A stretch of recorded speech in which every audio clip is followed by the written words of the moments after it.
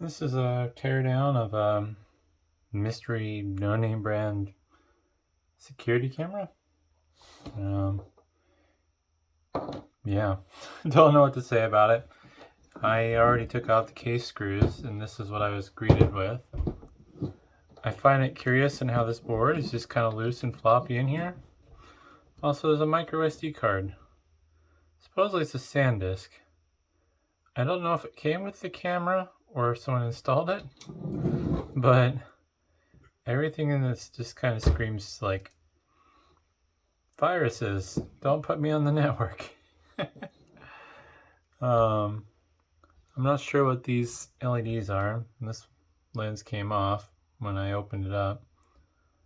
My guess is they're infrared for night vision. It does have a photoresistor on it to detect light levels and determine when to turn on. Right there. There's the image sensor, of course. The lens says 3.6 millimeters, IR, 3 megapixels, 1/2.5 inch. I'm not a camera guy, so I unfortunately have no clue what that means. Oops. It's kind of a neat design. I like how they have these on brass risers. Just notice there's only 2 screws holding the front on. It just screams quality. Oh, these little brass standoffs are not even finger tight. Granted, I think a couple of them came loose when I took the screws out. Here's the camera. I don't know if it's anything common or not. H42-38x38-DVP. No clue what that means. But here's the board. Not much to see there.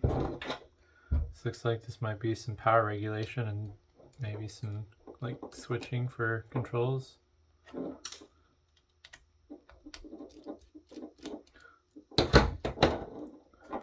And here's the brains, or lack thereof. A little wireless module. It's probably one of the smallest wireless controllers I've seen in a teardown. I don't know if I'm going to be able to view that on the camera. Looks like that would be the main processor. Hopefully. Oh yeah, it's coming in.